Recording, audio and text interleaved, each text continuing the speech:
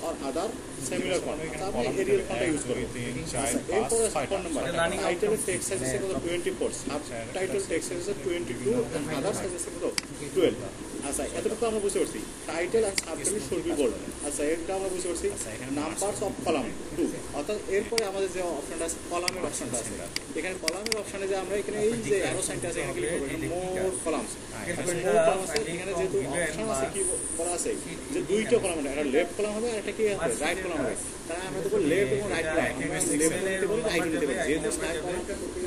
আচ্ছা আমি আবার বলতেছি আচ্ছা এই যে মার্জিন আছে আপনারা লেআউটে মার্জিন পেলেন, ওরিয়েন্টেশন সাইজ পেলেন, এরপর কি আছে কলাম আছে। এই যে কলামে যায় অ্যারো সাইনটাতে ক্লিক করবেন, এখানে মোর কলাম আছে। আচ্ছা এরপরে আপনাদের যদি বলছে লেফটের সাইজ এবং আরেকটা কি আছে রাইটের সাইজ, আপনারা 1 2 3 এইগুলো দেবেন না 1 2 3 1 2 সরি। আচ্ছা এরপরে কি আমরা মোর কলামে গেলাম। আচ্ছা এখানে 1 2 3 এগুলো নেব না, আমরা কি করবো এটা লেফট যেহেতু লেফট কলাম এবং রাইট কলাম আপনারা লেফটও সিলেক্ট করতে পারেন রাইটও সিলেক্ট করতে পারেন। তা আমরা যেহেতু লেফটের কথা প্রথমে বলছে এখানে সাইজটা তো আমরা লেফটে সিলেক্ট করবো, লেফটে সাইজ সিলেক্ট করার পর এখানে কি বলা আছে বলুন তো লেফটের হোয়াইট প্রথম যেটা আছে ওই যে এখানে 1 নাম্বার যে কলাম অ্যান্ড হোয়াইট লেফটের এখানে কত আছে 3.21। আচ্ছা যেখানে আমরা লেফটে 3.21 দেবো, রাইটের যে হোয়াইটটা আছে এটা অটোমেটিক কি নিয়ে নেবে, রাইটের হোয়াইটটা আমরা কি বলছে 4 দিতে, তো আমরা 4 দিয়ে দেবো। আচ্ছা এতটুকু আমাদের কাজ শেষ, তাহলে আমরা কী করবো ওকে চাপ দেবো। আচ্ছা এতটুকু কাজ শেষ হয়ে গেছে। যেহেতু আমাদের দুইটা কলাম আছে আমরা সবসময় রাখবো কি কার্সরটা, অর্থাৎ মাউসের যে কার্সরটা আছে এটা একটা লাস্টের দিকে রাখবো, তাহলে আমাদের কাজ করতে কী হবে সুবিধা হবে। এই যে লাস্টের দিকে রেখে দিলাম। আচ্ছা এটা খুবই ইজি প্রসেস। এরপরে আছে এটা তারপরে insert shape in the left column, height কত আছে 10.8 ইঞ্চি, লেফট যে কলামটা আছে 10.8 ইঞ্চি, হোয়াইট আছে কত 3.21। আচ্ছা শেপ কালার আছে কালার কোড দেওয়া আছে।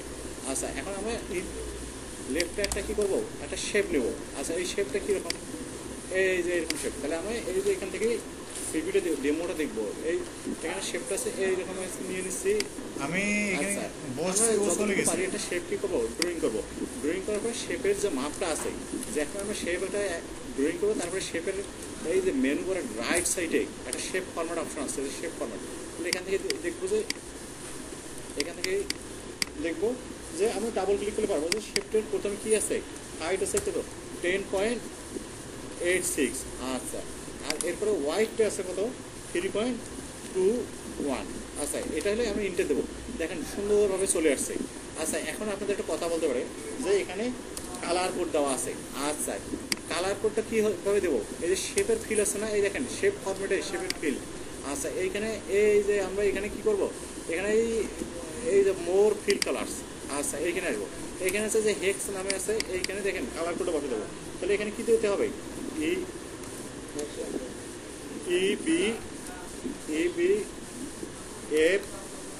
EBF 5B7।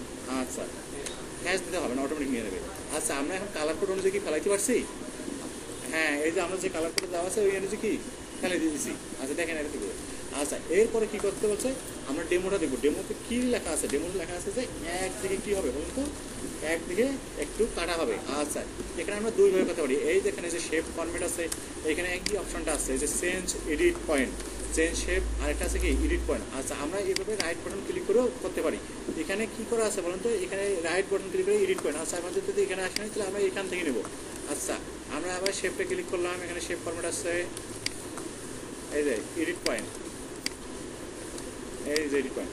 এরপরে আমরা কী করবো কন্ট্রোল এবং শিফট চেপে ধরবো, এই দেখেন অর্ধেক অংশ কাটা গেছে। তাহলে আমাদের এইভাবে করা যাবে না, তাহলে কী করতে হবে আমাদের ডাইরেক্ট কী করতে হবে এই যে জাস্ট মাউসের কার্সর চেপে ধরে এই যে ডাইরেক্ট শিফট চেপে ধরে, যাতে শিফট চেপে ধরবো এই জন্য যেন কি সোজা হয়।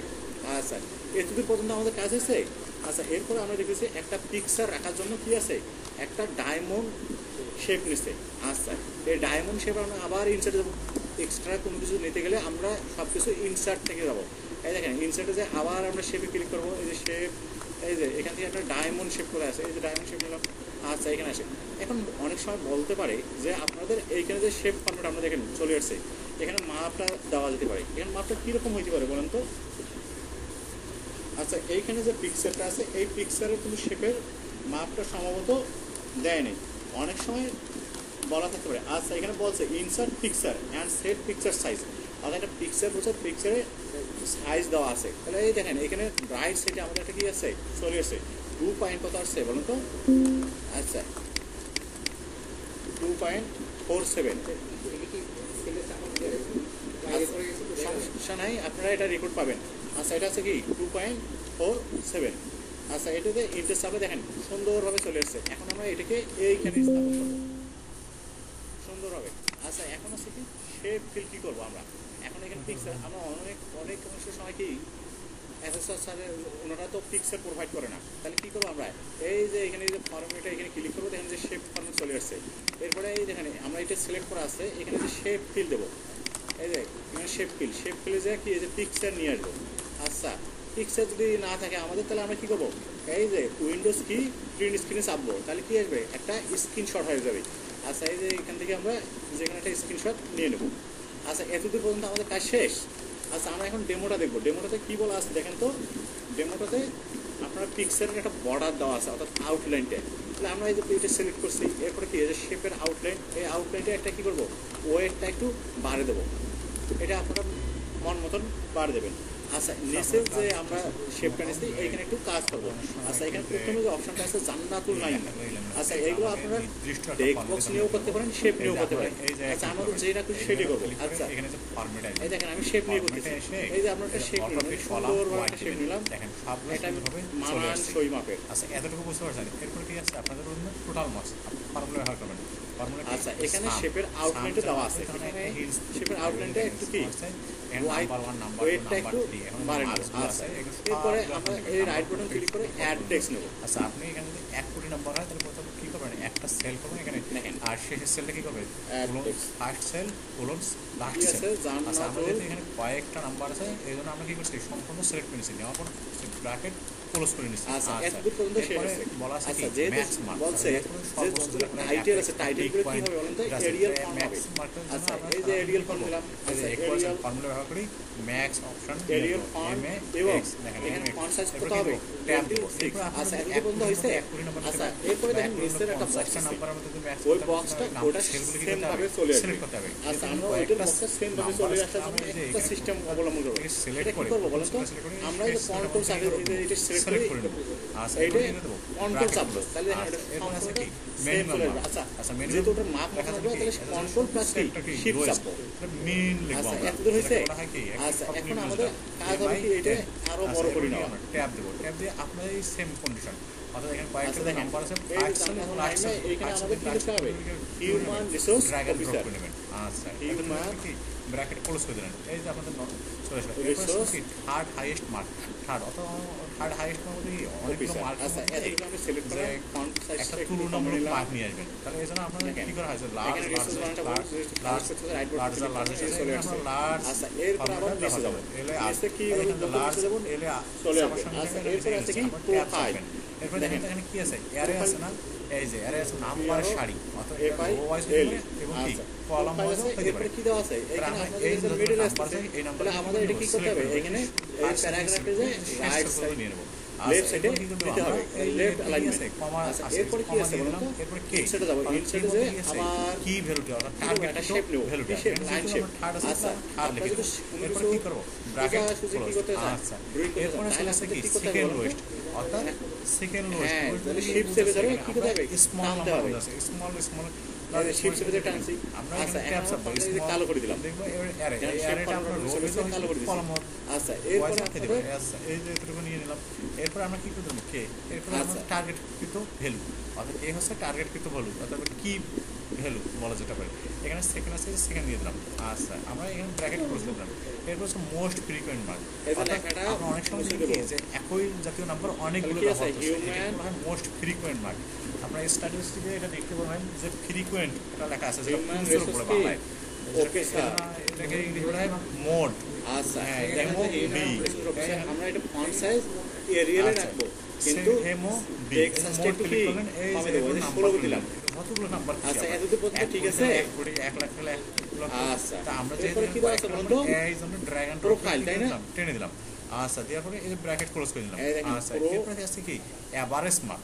আচ্ছা এখানে এভারেজের জন্য এভারেজ ফাংশনে ব্যবহার করব A B E R average হলো এই যে এভারেজ করে কি আছে বলতো এখানে যতক্ষণ নাম্বার আমাদের আছে এই যে যেটা আমরা এই যেটা লাইনের অ্যারে আছে এই অ্যারে আমরা ইন্টার দিয়ে নিচে নিয়ে আসব সিলেক্ট করে নিলাম আপনি দেন 16 দেন আপনি কি ব্র্যাকেট ক্লোজ করে দিলাম আচ্ছা এখানে এভারেজ বুঝতে পারছেন তো যেহেতু আছে আমরা কিছু ভ্যালুটা চেঞ্জ করে নেই যেন এই যে কার্সরটা নিচে নিয়ে আসেন পয়েন্ট আসে নিচে নিয়ে আমরা আসেন এখানে আমি নিচে নিয়ে আসছি 75 এর জায়গায় এই যে এখানে ছিল এখানে আমি নিচে নিয়ে আসছি তাহলে আমরা এখন কি করব এই যে প্রোফাইলের নিচে কি করব আমরা প্রোফাইলের নিচে একটা আচ্ছা আমরা একটু পয়েন্ট পয়েন্ট দেব ইনসাইডে কি করব একটা লাইন নেব এই দেখেন আচ্ছা এখানে লাইন এতটুকু আচ্ছা কি করব আমরা শিফট চেপে ধরব এই যে শিফট ফিক্সেশন আসে কি হবে আমরা কিছু পয়েন্ট দ্বারা কি নিছি নিয়ে নিছি আচ্ছা এরপর আছে কি two digit round up average number আচ্ছা এখানে দুইটা জিনিসের কন্ডিশন আছে একটা কি আছে টু ডিজিট রাউন্ড করতে হবে রাউন্ড কার করতে হবে এভারেজ নাম্বারে করতে হবে আচ্ছা আমরা এটা দুইটা ভাবে করতে পারি একটা আছে কি এই যে এভারেজ নাম্বারটা আছে এটাও নিতে পারি আচ্ছা এরপর এটা কি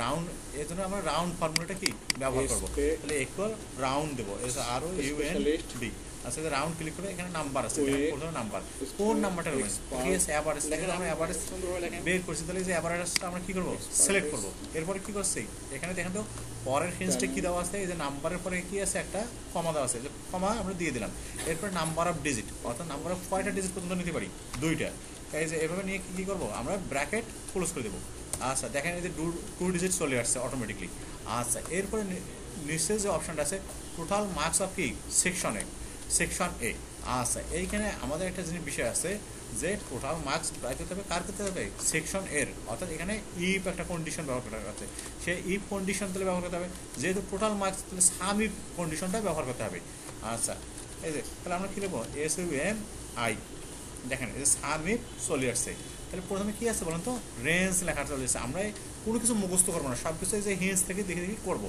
এই যে রেঞ্জ যে লেখাটা আসছে এই রেঞ্জটা কার লেখাটা এই রেঞ্জটা কার সেকশনের আচ্ছা এই আমরা সেকশনের রেঞ্জটা কি করবো এই অ্যারেটা সিলেক্ট করে নিলাম এই সম্পূর্ণ রেঞ্জটা এরপর কমা দিলাম এরপর দেখেন ক্রাইটেরিয়া আছে ক্রাইটেরিয়া কি সেকশনে যেহেতু এটা স্ট্রিং নিতে হবে আমাদের তাহলে ডাবল কোটেশন নিতে হবে এই দেখেন এর কেস নেই এটা ছোট হাতেরও দিতে পারেন বড় হাতেরও এটা কোনো ব্যাপার নেই কারণ এটা কেস সেন্সিটিভ নয় এরপর আমাদের কি করতে আছে কমা দিতে হবে আচ্ছা কমা দেওয়ার কি আছে আবার অর্থাৎ এই যে আমরা সেকশন এর যে করেসপন্ডিং যে মার্কগুলো আছে এই করেসপন্ডিং মার্কগুলো কি করব সিলেক্ট করে নেব আচ্ছা এরপর কি ব্র্যাকেট ক্লোজ আচ্ছা এরপর দেখেন টোটাল মার্কস অফ সেকশনে আচ্ছা সেম অ্যাজ কি করতে হবে এই যে এভারেজ মার্ক অফ কি আছে সেকশন বি আচ্ছা দেখেন আবার কি করতে হবে এভারেজ মার্ক অফ ওটা লেখা আছে টোটাল মার্কস তাহলে এখানে আমরা কি ব্যবহার করব এভারেজ ইফ দেখেন এভারেজ কোন যেভাবে দেওয়া আছে এইভাবে দেখেন এই যে এভারেজ আছে যে নিচে যে এভারেজ এটা আমরা সিলেক্ট করে ট্যাব দিলাম আচ্ছা এবার কি আছে এই যে রেঞ্জ তো রেঞ্জ কার নেব আমরা